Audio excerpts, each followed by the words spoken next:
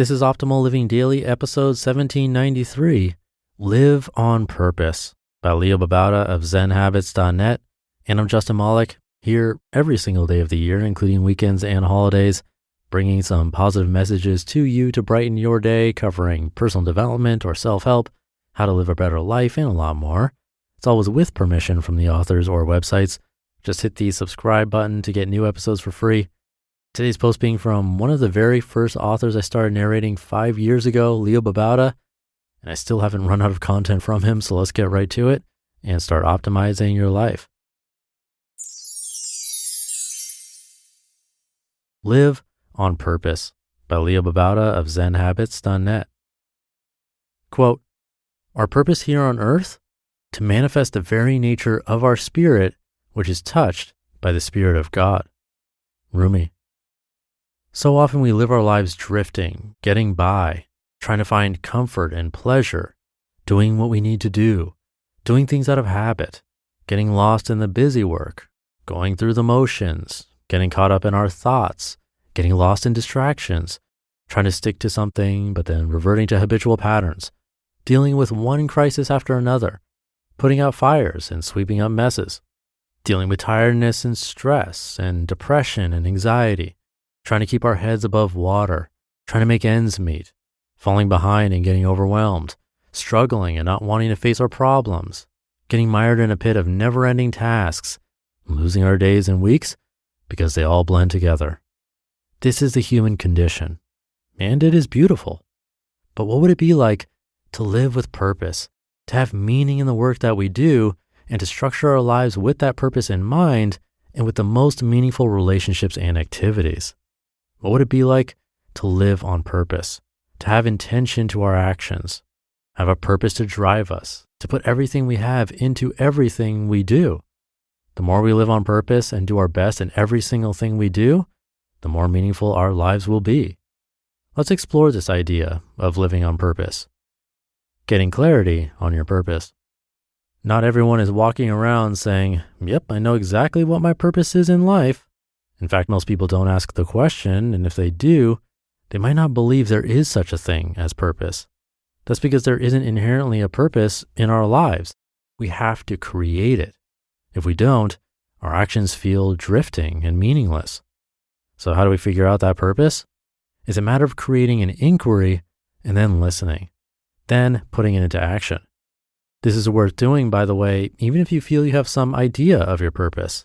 We'll get to the inquiry in a moment, but this process looks like this. Number one, start asking some questions, inquiry, that opens us to thinking about what is meaningful to us. See the next section. This is about opening to inquiry and seeing what comes up. Number two, start listening. This is the part that many people skip. They might ask the questions, but then not really feel they're coming up with meaningful answers. That's because we have to listen in silence and solitude. So go out in nature and walk in silence, no music or podcasts or audiobooks. Or sit in silence. Ask the following questions. Listen to what comes up. Listen some more. Ask some more. It's like having a dialogue with God or the universe or your inner consciousness. Ask and listen. Speak and see what comes out. Number three, take action to get clarity.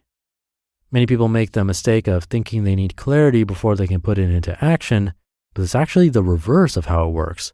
You get an idea but no real clarity, then you try it out and see how it works. Does it feel meaningful? Which parts of it scare you? What do you need to change in order to make it happen? You might find that it's not for you and you need to try something else out, or that something related to your original idea is actually closer to your purpose. It's an exploration, and through this exploration, you start to get some clarity. This isn't a one-off process, actually. It's an ongoing one of getting more and more clarity. So even if you think you are pretty close to your purpose, keep this process going. It might never end. I don't know yet. The purpose inquiry. There's no right way to do this process of inquiry except to turn toward the questions and the possibilities. Some questions to start you in the process. What people have you helped in your work made the work feel more meaningful than usual? What people have problems that really speak to your heart, that move you to want to help? What have you done in your life that felt most meaningful? It doesn't have to be around work. What books have you read, videos watched, courses taken that really lit you up? When have you worked with people who really lit you up? Who has inspired you the most? Who have you inspired? Again, these are just to get you started. Ask questions like this that open you to feel meaning, that open you to new ways of seeing things. Then go out in silence and listen. Journal. Listen some more. Talk to yourself or God or the universe. Then listen to yourself, God or the universe. See what comes up. Then take action. Living on purpose. Once you have a little clarity, you don't need very much, you can take some action. Help one person. Help another. Then another. Write about what you learned helping them. Create something for someone. Give that creation to a few others. Launch something. Be a part of something. Start something new. Each day, ask what one thing you could do to live your purpose out. Eventually, you start to have a bigger vision for what you can do with this purpose. Challenge yourself to make it even bigger. Now bring that vision into your daily life. Number 1, bring your bigger vision into smaller steps until you have a purposeful task to do today. Number 2, structure your life so that you are creating the space for the purpose. Number 3, bring practices to your life that help you work with the habitual patterns that get in the way of purposeful work. Patterns like procrastination, distraction, overcommitting, etc. Number 4, structure your life to support this purposeful work. Meditation, eating, fitness, reading to get you to the most clear, inspired place you can get to. And number 5, do every single activity the absolute best you can. This doesn't mean exhausting yourself, but doing each thing with full intention and care instead of half doing it as many of us are prone to doing. If you can bring these 5 elements into your life, you are living on purpose. You just listened to the post titled Live on Purpose by Babauta of Zen Habits.net. Thank you to Leo. Great questions to write down and ask yourself. By the way, we have similar prompts in the Optimal Living Daily Workbook available by pre-order with limited quantities. Come by oldpodcast.com/shop to learn more about that. It's a common struggle I see among listeners of this show. What's my purpose? How do I find that purpose? All of those types of questions, super common.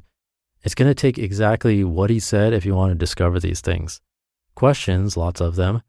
Then listening, which could be part of writing it down, journaling, and then action. You need all 3. But I'm here to help you along the way if that's a struggle for you.